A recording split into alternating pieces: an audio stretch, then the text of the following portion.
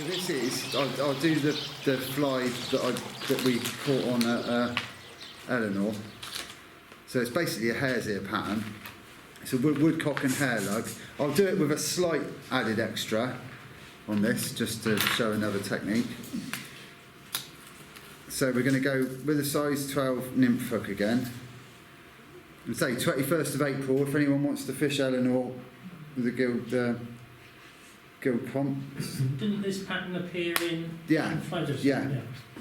Yeah. So with this, I'm not actually going to tie this with proper silk, and you'll see why at the end. So this is a woodcock and hare lug. So it was a pattern I saw it in a is it Malcolm Green? Malcolm Green. I can never pronounce his surname. But yeah, it was in one of his books, and there was a little thing underneath that it sort of said, this is basically like a forgotten gem. It's definitely worth fishing. So I thought, right, well, I'm game. I'll give it a go, and I've literally just been catching everything on it since. He came here. Oh, did he? Many years ago, yeah. Wow. A couple of times, I think we had it. Yeah, we have indeed. Yeah. I never met him. I never got to meet him. So there's our woodcock covert feather. So it's a really buggy looking, great colours, really buggy looking feather. So we'll put off the fluff again. Oh, what fibre length wants to be about the hook, so I'll do them a little bit shorter than that, so we'll put a few more off. So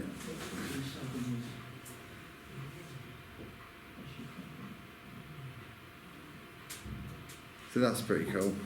So again, I'll tease the fibres forwards because we'll tie these game bird feathers in at the point. So we've got. So I know I've got enough fibres there for like 2 tons. So we're looking for about 6 mil, 5 or 6 mil. Gives you enough for 2 tons. So it doesn't matter what colour thread I do with this. I could even just put the thread on first because it's a dubbed. There's no need for the sparseness and neatness on this, but I'll do it anyway just get in the habit of doing it. So I'll hold the feather against the hook, good side against the convex side against the hook, and then pinch and loop it. So you literally, every thread wrap is doing something then. So there's the hackle in place. And I just like tying them in first as well, because now you say I've got a good, I can tie in loads of feather as opposed to just trying to tie the feather in last and just tying a little bit in. So there's the hackle tied in. We're going to use a gold rib. So I've got the rib material in a bobbin holder. So this is just flat gold tinsel. So I'll find the end of it. So we're going to tie in our rib material. If I'm winding my rib material in the normal direction I wind the thread, I always tie it on the far side of the hook. If I'm winding it the other way, I tie it on. So basically I always do it so the first half wind of rib goes underneath. I don't know why, but it just always seems right. It looks nice when you do that. Yeah, I don't like it the first half turn going over the top. Underneath. So there's our rib material in, hackle in, so we want some dubbing. So this is some hare's ear dubbing, just ordinary. This is one I've done mixed myself. There are some really nice. I should be looking forward to seeing them again at the BFFI. It's an Irish company called Kindale, and they do some really beautiful dubbing. That's the squirrel and hare's ear mix. It's really nice stuff. They do an ordinary squirrel, which is really nice as well. They do a deer ear, which is really cool, and they do a deer ear and hare. They got some really, really nice blends. And they do these as well with little flecks of gold in as well, or little flecks of UV. They do some really nice stuff. So if you go to the BFFI, that's one stall to have. They've got some really nice stuff. So, but I'll stick with me ordinary bog standard stuff I've mixed. So again, whenever I get any dubbing out of a packet, before I start doing anything, I just tease it, just make sure it's all sort of fluffed out and mixed. You don't want any lumps or bumps. So there we go, got enough out there to probably do 3 or 4 flies. So we'll offer this on the thread.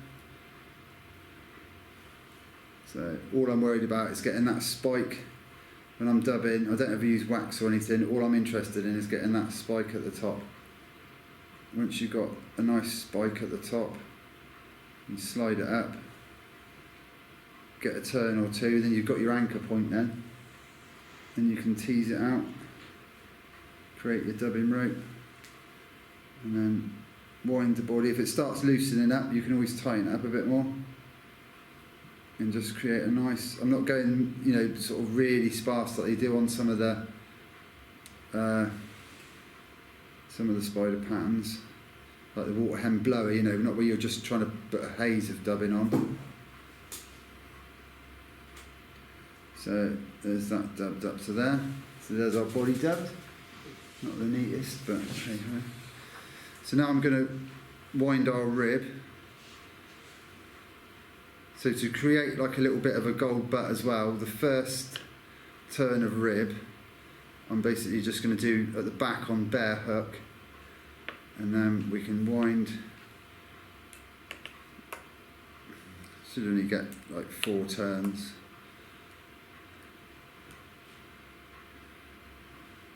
So there's our rib.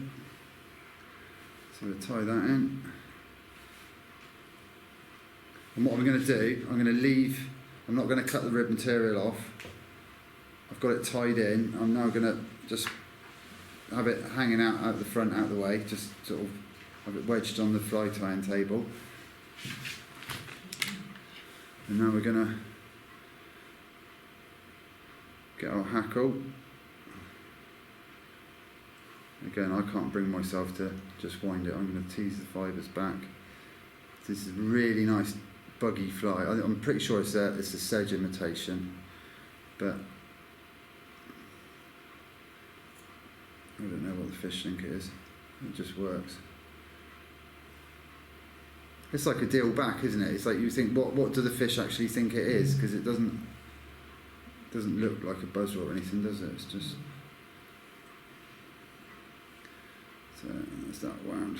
So now I've got a nice bare stem to tie in. So we get a couple of turns on that. And the reason I'm not using the silk is because I only want a really small head on this. So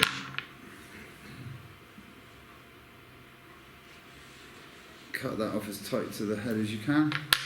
I'm going to move the tinsel to the back again. So now we can just create a really neat little small head. Just make sure everything's tidy and nothing's poking out. Whip finish your head. Nice and tight. So this is where I will put a dollop of varnish on this head.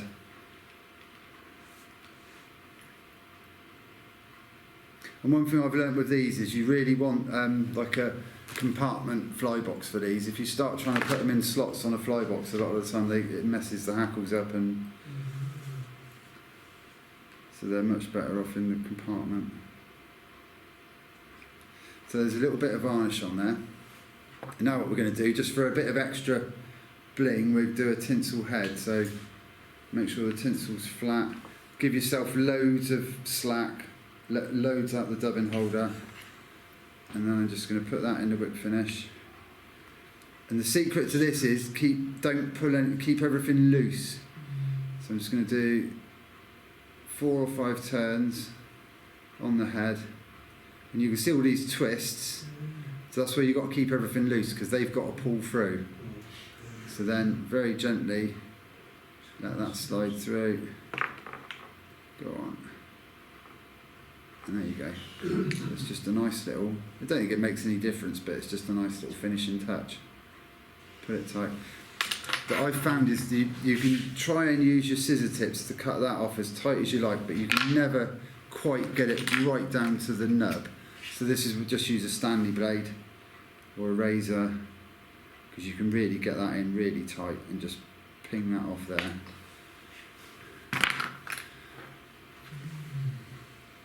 So I definitely, if you're into still water nymph fishing, I'd definitely tie some of these. These are blooming awesome.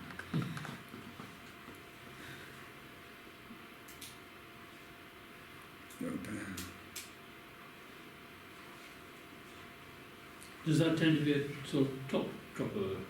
I had that on the point, fishing out on the point at Eleanor, yeah. So you're welcome to come and have a look through that as well. They're all sort of just tied bigger. They're just traditional spiders, but sort of tied bigger. Mm-hmm. I've counted them, mind. You've had maybe the spring. You've been here before, haven't Yeah. you? Do you fish that mainly in the spring? Really? Sorry, yeah. Yeah, when all the bugs are about. Basically, just think of it as like a buzzer or a, you know.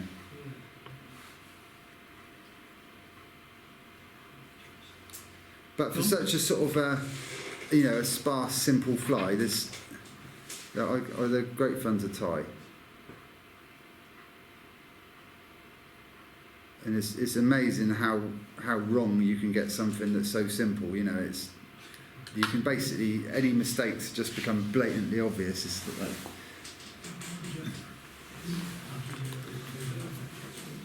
But you don't, if you haven't got like the woodcock or anything, hen partridge would be good. You can even just do it with like hen hackles if you haven't got the.